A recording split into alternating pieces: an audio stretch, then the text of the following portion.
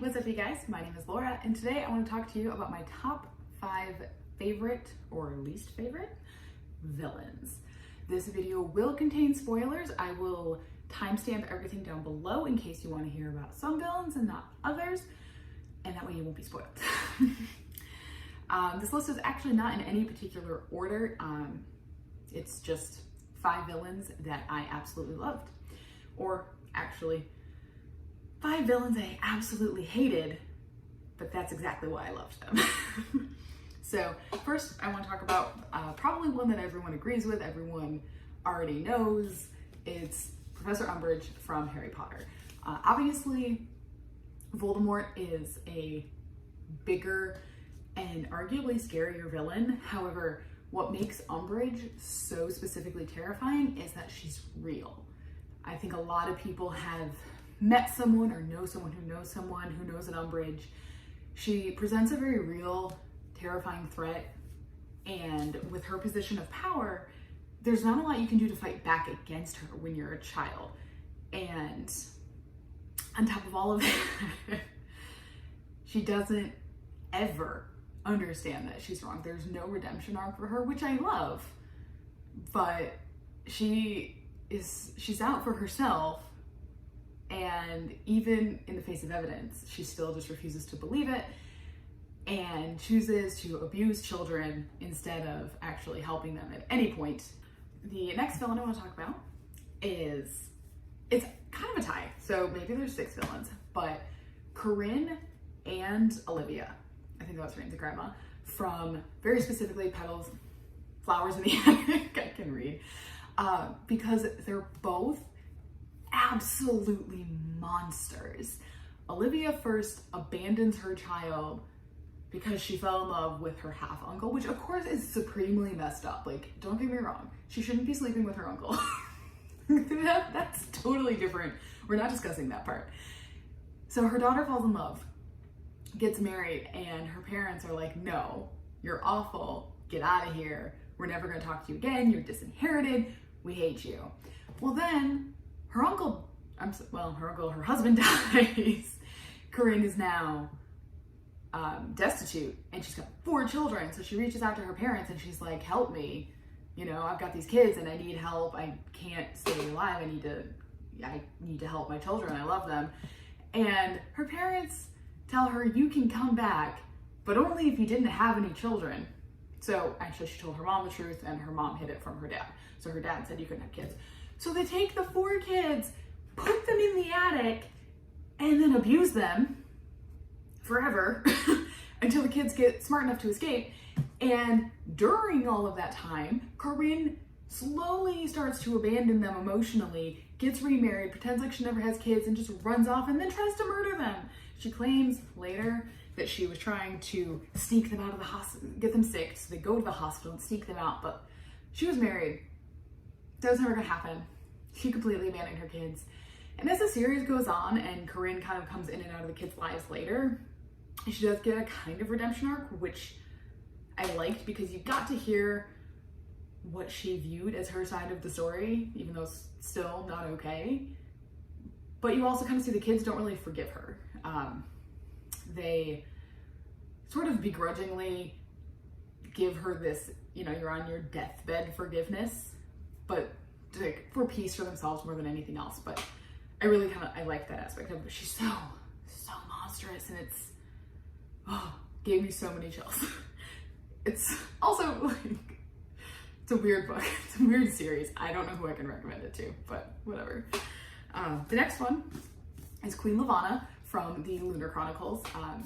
Very specifically, it was Ferris, which is her backstory book, that really kind of solidified things for me, because she has this really tragic backstory where she sees her sister being this tyrannical monarch, and then she, instead of like, because she got abused by her sister growing up, and then sees her be this tyrannical leader and kind of is idealistic, like, oh, I can fall in love and like have this beautiful life, and somewhere along the way that just gets messed up and she turns out to be worse than her sister and does everything sort of in the name of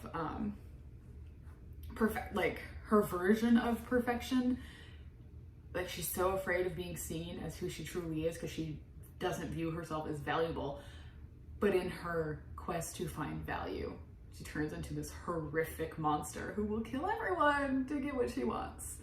Anyway, the point is, I love her because she had a tragic backstory, which is an awful, awful person.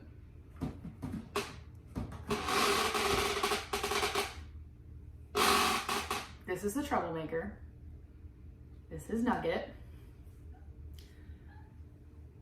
She loves being held. Yeah, don't you?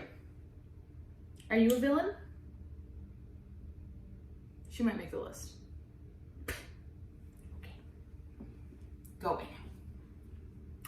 Anyway, the next one, and this is possibly the biggest spoiler on my list because I am still not over this, having read this series like 3 years ago at this point, maybe 4. Still not over this. Maven friggin', I don't know his last name. Is it Kalor? I don't know. Not over it. Will never be over it. And he is one of my favorite villains, mostly because he was such a massive plot twist, because honestly, by the end of the series, the politics really kind of bored me. However, finding, like, I don't know if everyone else felt this way, but to me, it was this huge, huge shock that he was evil. Because like the whole time you're building this romance and you're kind of like, everyone else sucks and maybe Cal kind of sucks. And like him being part of the Scarlet Alliance, I was like, okay.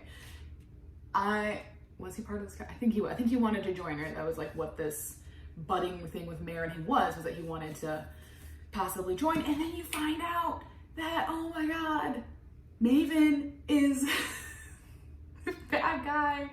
And then he goes freaking nuts through the rest of them.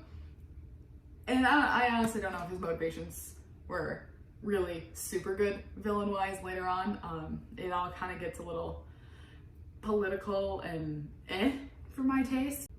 But that plot twist made him my favorite villain possibly ever, just because I didn't see it coming.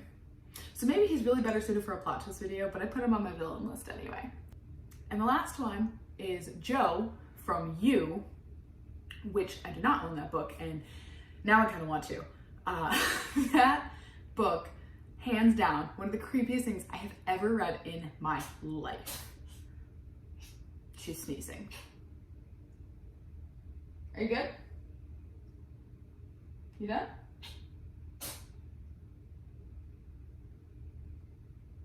Bless you, my child. Anyway, when I read You, I literally had to stop reading it on multiple occasions because it creeped me out so much. The book is told in like sort of second person, like you're inside of Joe's head, but Joe's internal dialogue, whatever, he is constantly talking to you in his head. So we know that he's talking about Beck, but all the conversation is you. So it's really unsettling, especially as a woman that's around the same age as Beck, to read this. And oh, he creeped me out so much. But the worst of all of it, was that you understood his motivations. Like, you never agreed with him. You never thought Joe was in the right, but he did such a good job of explaining his A to B that you're like, well, yeah, I mean, maybe don't murder people, but I get why you went there. Like, yeah, she's being crazy. You need, no, that's not okay. But you felt it anyway. So it was so unsettling. And it was amazing. And I think technically Lifetime did the show pretty well. The second book was really good, but it can't capture what the first book had. And a lot of that was actually because they lost it in doing just regular third person. I think it was third person narration. Maybe it was first person. Either way, the you was gone and it wasn't actually as compelling because you already kind of go through the whole journey with that first book, that the second book not only doesn't have a lot to live up to, but you've changed the narration style. So it's just a very different feel. Still super creepy and a wicked weird ending. highly recommend you check it out if you liked the first book. But yeah, those are some of my favorite villains for variously vague reasons. Let me know in the comments below if you agree, disagree, have other villains you want to talk about. And that's all for now.